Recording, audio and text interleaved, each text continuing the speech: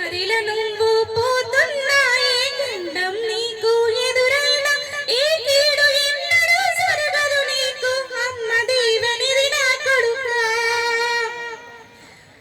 ఈ దిక్కులు నీతో కదిలేను ఆ చుక్కలు దిశి తీసేను ఏ గాలి గాలి సోకదు నిన్ను అమ్మ దీవెనిది నా కొడుకా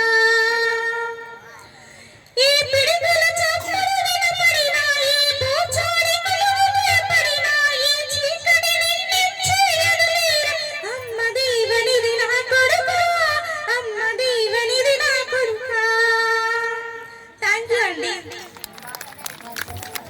హలో సూపర్ అమ్మా సైనా గారికి ఒక్కసారి గట్టిగా చెప్పట్లు.